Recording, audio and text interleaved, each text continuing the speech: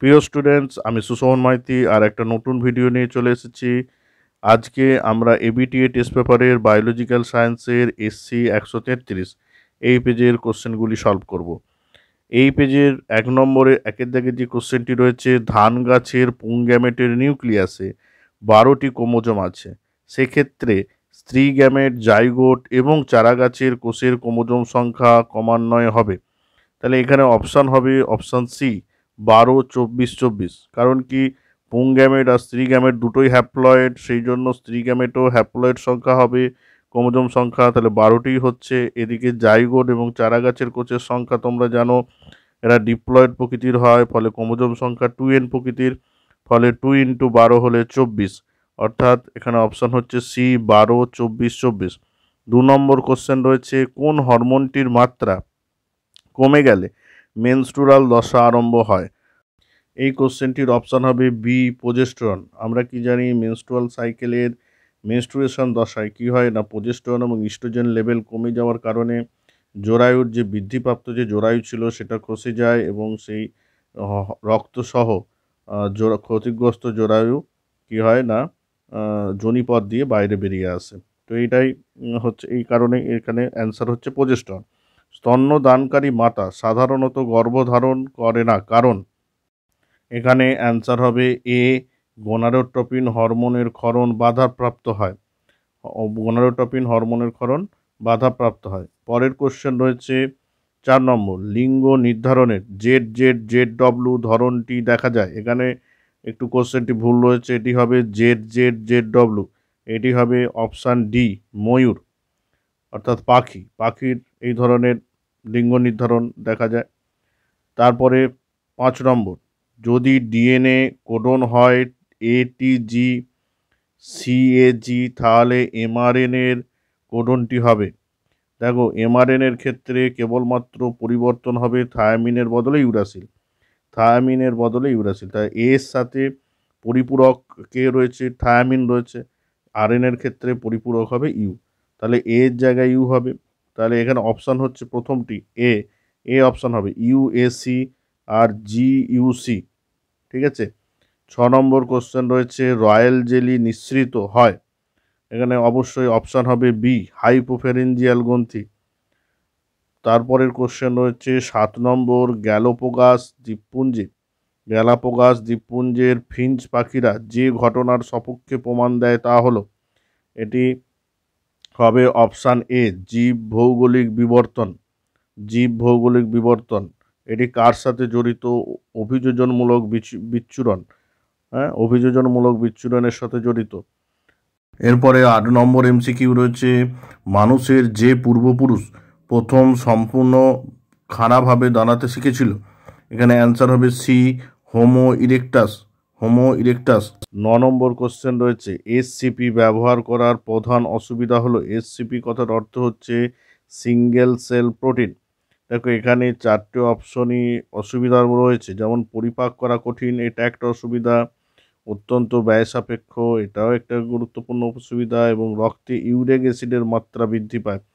কারণ কি, এই সমস্ত প্রোটিন বেশি পরিমাণে খেলে রক্তে ইউরিক অ্যাসিডের পরিমাণ বৃদ্ধি পায়।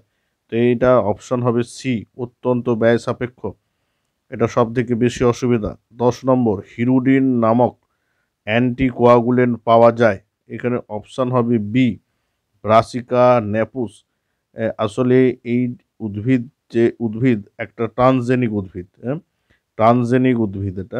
ট্রান্সজেনিক উদ্ভিদের এই হিরুডিন নামক অ্যান্টিকোয়াগুলেন্ট তৈরি করা হয়, তো সেখান থেকে কালেক্টও করা যায়। এরপরে রয়েছে মলিকিউলার সিজার, যা একটি নির্দিষ্ট স্থানে কাটে, তা হলো, অবশ্যই এখানে অপশান হবে ডি রেস্ট্রিকশন এন্ডোনিউক্লিয়াস। তারপরে 12 নম্বর কোশ্চেন, গভীর সমুদ্রের হাইড্রোথার্মাল ভেস্টর উৎপাদক, এটার অপশান হবে ডি নীলাভ সবুজ শৈবাল। অপশান ডি হবে নীলাভ সবুজ শৈবাল। 13 নম্বর কোশ্চেন রয়েছে, সবচেয়ে বেশি জৈবভর সম্পন্ন বাস্তুতন্ত্র হলো। এখানে অপশান হবে এ বনভূমির বাস্তুতন্ত্র। এরপর 14 নম্বর এমসিকিউ রয়েছে, নিম্নলিখিত কোনটিতে আলোক রাসায়নিক ধোঁয়াশা সৃষ্টি হয়? এখানে অপশান হবে option C, N2 plus hydrocarbon. ঠিক আছে, আলোক রাসায়নিক ধোঁয়াশা N2 plus hydrocarbon, option C হবে। এরপরে 2 নম্বরের এসএকিউ কোশ্চেন রয়েছে। 2 নম্বরের এসএকিউ কোশ্চেনের প্রথমে যে কোশ্চেনটি রয়েছে সেটি হলো প্যালিনোলজি। প্যালিনোলজি বলতে কি বোঝো? এর অ্যান্সার হবে উদ্ভিদ বিজ্ঞানের যে শাখায় রেণু ও পরাগরেণুর উৎপাদন প্রক্রিয়া, গঠন, আকৃতি ও অর্থনৈতিক গুরুত্ব সম্পর্কে আলোচনা করা হয় তাকে প্যালিনোলজি বলে। পরের 1-এর দাগের অথবার কোশ্চেন রয়েছে, আরটিআই বলতে কি বোঝো? আরটিআই কথার পুরো নাম হচ্ছে রেসপিরেটরি ট্র্যাক্ট ইনফেকশন। ভাইরাসজনিত কারণে যদি ফুসফুস এবং শ্বাসনালী ক্ষতিগ্রস্ত হয় তাহলে সেই রোগটাকে আমরা বলছি আরটিআই, রেসপিরেটরি ট্র্যাক্ট ইনফেকশন। পরের কোশ্চেন রয়েছে 2 নম্বর কোশ্চেন, প্রথম অস্ত্র তৈরি করতে শেখে কোন মানব? এখানে অ্যান্সার হবে হোমো হ্যাবিলিস। Homo habilis. 2-এর অথবা রয়েছে, ক্রাইডুচ্যাট সিন্ড্রোমের কারণ কি? ক্রাইডুচ্যাট সিন্ড্রোমের কারণ হবে 5 নম্বর ক্রোমোজোমের ক্ষুদ্রবাহুর ডিলিশনের ফলে। হ্যাঁ, 5 নম্বর ক্রোমোজোমের ক্ষুদ্রবাহুর ডিলিশন হলে ক্রাইডুচ্যাট সিন্ড্রোম দেখা যায়।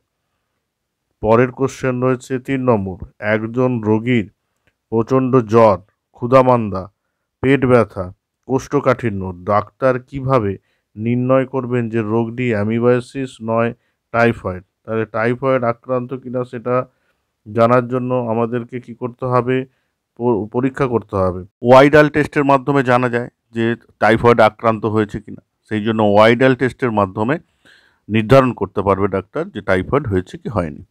এরপর 4 নম্বর কোশ্চেন, ইকোটোন কি?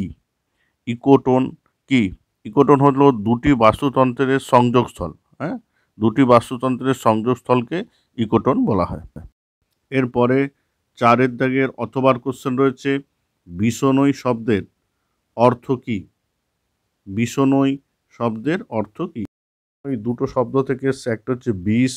বিশ কথার অর্থ হলো 20 অর্থাৎ 20, 20 আর কি। আর নই কথার অর্থ হচ্ছে 9 অর্থাৎ 9। অর্থাৎ বিষনয়ী শব্দের অর্থ হচ্ছে 29। এখানে বিষনয়ী বলতে গুরু জম্ভেশ্বর এর দেওয়া 29টি নীতির কথা বলা হয়েছে, যেগুলি বিষনয়ী সম্প্রদায়ের মানুষরা মেনে চলত। 29টি নীতি কথা এখানে বলা হয়েছে। ভিডিওটি ভালো লাগলে অবশ্যই তোমরা লাইক, শেয়ার ও কমেন্ট করো। যদি কোনো অসুবিধা থাকে তাহলে জানাও। আর চ্যানেলটিকে সাবস্ক্রাইব করো। নতুন নতুন ভিডিও পেতে বেল আইকনটি ক্লিক করবে।